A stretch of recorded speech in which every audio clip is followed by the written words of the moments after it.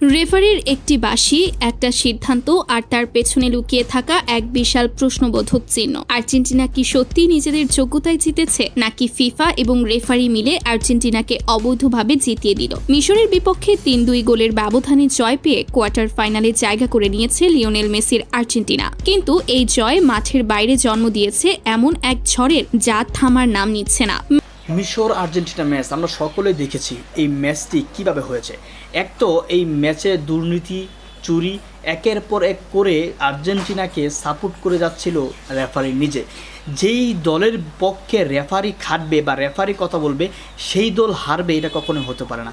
আপনি চিন্তা করতে পারেন, প্রায় ৮০ মিনিট পর্যন্ত ২ গোলে এগিয়ে থাকা মিশর প্রায় ২৫ মিনিটে ১৫ মিনিটে ৩টা গোল খেয়ে ফেলে। এটা কি কখনো সম্ভব হয়? কখনো সম্ভব হবে না। এক হচ্ছে হয়তোবা এই ম্যাচটা আর্জেন্টিনাকে জিতানো হয়েছে শেষ মুহূর্তে, আর না হয় আগে থেকে এই ম্যাচের ফলাফল নির্ধারণ করা ছিল জুয়ার জন্য। আমরা জানি বিভিন্ন জুয়ার অ্যাপ রয়েছে।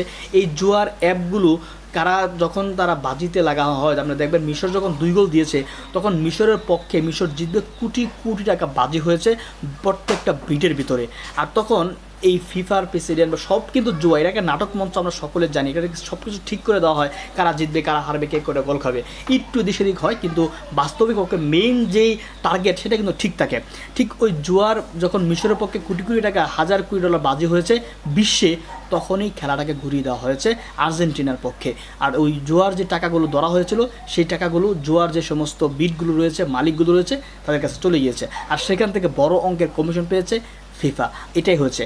আর না হতে পারে আরেকটা বিষয় হচ্ছে কালো জাদু, যেটা বিভিন্ন স্টেডিয়ামে আমরা দেখি যে কালো জাদুর মাধ্যমে বিভিন্ন দেশকে হারিয়ে দেওয়া হয়, বিভিন্ন দেশকে জিতিয়ে দেওয়া হয়। এভাবে জিতে আসলে যদি আপনি চ্যাম্পিয়ন হন তাহলে আপনাকে কি চ্যাম্পিয়ন বলা যাবে? তাহলে সারা জীবন আপনাকে শুনতে হবে ভারতের মতো চ্যাম্পিয়ন। ভারত নিজেদের রেফারি, নিজেদের প্রেসিডেন্ট, নিজেদের সব কিছু নিজেদের থাকে, তারা যে কোনোভাবেই গোলমাল করে ন দিয়ে বা এই সেই করে তারা জিতে যায় এবং তাদেরকে বলা হচ্ছে তারা চুরি করে ওয়ার্ল্ড কাপ নিয়ে যায়। ঠিক আর্জেন্টিনা যদি এভাবেই যদি ফাইনাল পর্যন্ত যায় আর যদি জিতে যায় তাহলে তো বলা যাবে চুরি করে ওয়ার্ল্ড কাপ নিয়েছে। তো এভাবে জিতে আসলে ফলাফলটা কি, ফায়দাটা কি, সেটা বলা বাহিল। তো এই বিষয়গুলো নিয়ে একটু আলোচনা শুনবো যে আসলে কীভাবে আর্জেন্টিনা জিতে গেল, তারপর গুরুত্বপূর্ণ কিছু কথা বলি। রেফারির একটি বাঁশি, একটা সিদ্ধান্ত আর তার পেছনে লুকিয়ে থাকা এক বিশাল প্রশ্নবোধক চিহ্ন। আর্জেন্টিনা কি সত্যি নিজেদের যোগ্যতায় জিতেছে, নাকি ফিফা এবং রেফারি মিলে আর্জেন্টিনাকে অবৈধভাবে জিতিয়ে দিল? মিশরের বিপক্ষে ৩-২ গোলের ব্যবধানে জয় পেয়ে কোয়ার্টার ফাইনালে জায়গা করে নিয়েছে লিওনেল মেসির আর্জেন্টিনা। কিন্তু এই জয় মাঠের বাইরে জন্ম দিয়েছে এমন এক ঝড়ের যা থামার নাম নিচ্ছে না। ম্যাচ শেষ হওয়ার সঙ্গে সঙ্গে সারা বিশ্বের ফুটবল প্রেমীদের মধ্যে শুরু হয়ে গেছে তুমুল আলোচনা আর সমালোচনা।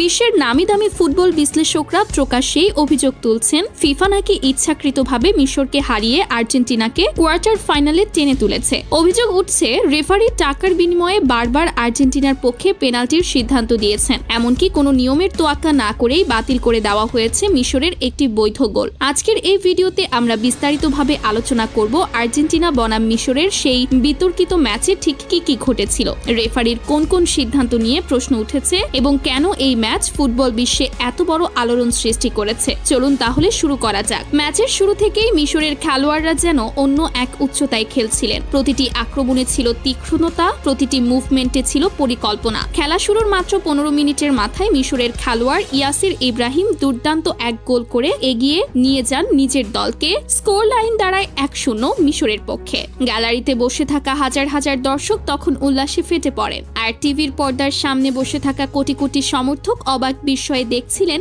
মিশরের এই দুর্দান্ত পারফরম্যান্স। কেউ ভাবতেই পারেনি যে বিশ্বকাপের অন্যতম শক্তিশালী দল আর্জেন্টিনার বিপক্ষে এভাবে এগিয়ে যাবে মিশর। খেলা যত গড়াতে থাকে মিশরের আত্মবিশ্বাস তত বাড়তে থাকে। এরপর ম্যাচের অত্যন্ত গুরুত্বপূর্ণ একটি মুহূর্তে ৫৮ মিনিটের মাথায় মোস্তফা জিকো দুর্দান্ত এক গোল করে আর্জেন্টিনার জালে বল জড়িয়ে দেন। মাঠে তখন মিশরের খেলোয়াড়রা উদযাপনে মেতে ওঠেন। গ্যালারিতে সমর্থকরা গলা ফাটিয়ে চিৎকার করতে থাকেন আনন্দে। ঠিক তখনই ঘটে যায় সেই ঘটনা যা নিয়ে আজও তোলপাড় চলছে ফুটবল বিশ্বে। রেফারি হঠাৎ করেই VAR প্রযুক্তির সাহায্য নেন এবং কিছুক্ষণের যাচাই বাছাই শেষে ঘোষণা দেন যে গোলটি বাতিল করা হচ্ছে।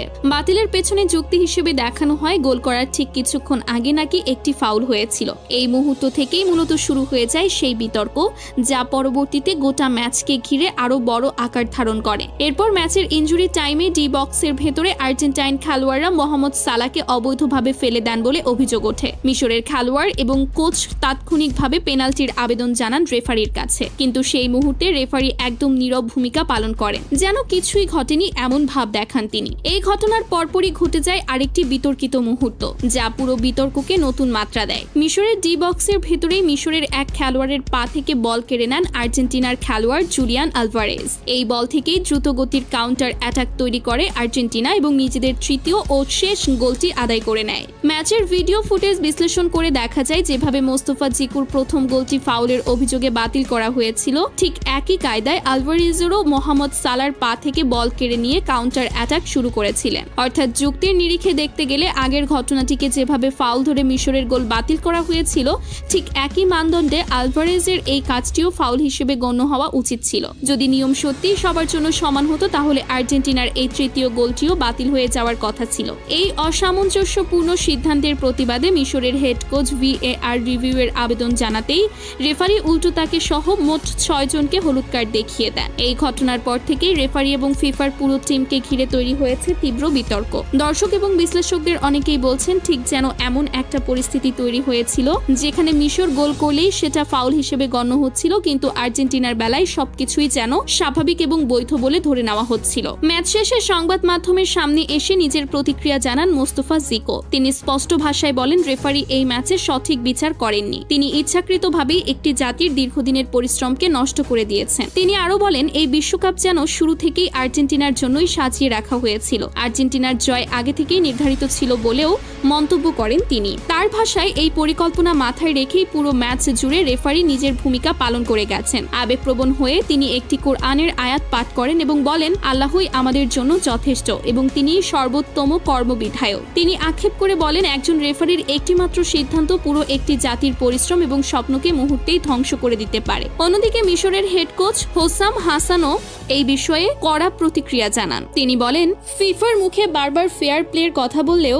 মাঠের বাস্তবতায় তার একেবারে উল্টো চিত্র দেখা গেছে। তিনি মন্তব্য করেন রেফারি যদি এমন অন্যায় সিদ্ধান্ত না নিতেন তাহলে আজকের ম্যাচের ফলাফল সম্পূর্ণ ভিন্ন হতে পারত। তিনি জোর দিয়ে বলেন তার দল আজ মাঠে কেমন খেলেছে তা গোটা বিশ্ব নিজের চোখে দেখেছে, তাই এ নিয়ে আলাদা করে কিছু বলার প্রয়োজন নেই। তবে তিনি স্পষ্ট করে বলেন যা হয়ে গেছে তা তো আর ফেরানো সম্ভব নয়, কিন্তু ফিফার এই ধরনের দুর্নীতি কোনোভাবেই মেনে নেওয়ার মতো নয়। তিনি আরো অভিযোগ করেন আর্জেন্টিনা যতদিন প্রতিযোগিতায় টিকে থাকবে ফিফার বাণিজ্যিক আয় ততই বাড়তে থাকবে, আর ঠিক এই কারণেই মূলত আর্জেন্টিনাকে ইচ্ছাকৃতভাবে টুর্নামেন্টে টিকিয়ে রাখার চেষ্টা চলছে এবং তার আশঙ্কা আগামী দিনগুলোতেও এই প্রবণতা অব্যাহত থাকবে। এই ঘটনার প্রতিক্রিয়ায় মুখ খুলেছেন একজন স্প্যানিশ সাংবাদিকও। তিনি প্রশ্ন তুলে বলেন কাতার বিশ্বকাপে যা ঘটেছিল তা কি যথেষ্ট ছিল না? তারপরেও কেন ফিফা বারবার আর্জেন্টিনাকে বাড়তি সুবিধা দিয়ে যাচ্ছে? এই ধরনের প্রবণতা এখনই বন্ধ হওয়া দরকার বলে মন্তব্য করেন তিনি। এছাড়াও সাবেক ফুটবলার জালাতুন ইব্রাহিমও এই বিষয়ে কড়া প্রতিক্রিয়া জানিয়েছেন। তিনি বলেন মিশরের একটি সম্পূর্ণ বৈধ গোল অন্যায়ভাবে বাতিল করে দেওয়া হয়েছে।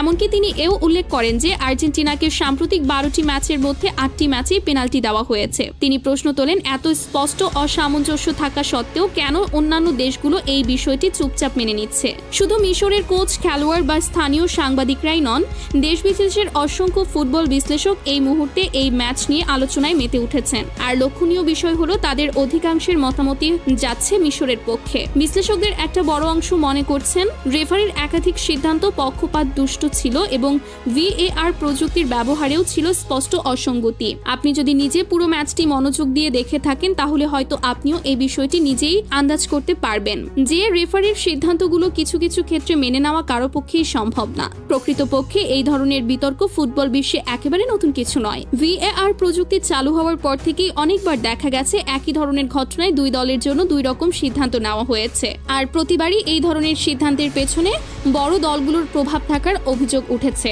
মিশরের মতো তুলনামূলক ছোট এবং কম ঐতিহ্যবাহী ফুটবল শক্তির বিপক্ষে যখন আর্জেন্টিনার মতো বিশ্বকাপ জয়ী পরাশক্তি খেলে তখন স্বাভাবিকভাবেই দর্শকদের মনে প্রশ্ন জাগে রেফারি কি সত্যি নিরপেক্ষ থাকতে পারছেন, নাকি বাণিজ্যিক এবং জনপ্রিয়তার হিসেব মাথায় রেখে সিদ্ধান্ত নিচ্ছেন? মেসির মতো একজন কিংবদন্তি ফুটবলারকে ঘিরে যে বিশাল বাণিজ্যিক স্বার্থ জড়িয়ে আছে তা অস্বীকার করার উপায় নেই। আর ঠিক এই কারণেই বারবার প্রশ্ন উঠছে, ফিফা কি সত্যি মেসিকে এবং তার দলকে টুর্নামেন্টে যতদূর সম্ভব টিকিয়ে রাখতে চাইছে? সামাজিক যোগাযোগ মাধ্যমেও এই মুহূর্তে ঝড় বইছে। হাজার হাজার মানুষ নিজেদের মতামত জানাচ্ছেন।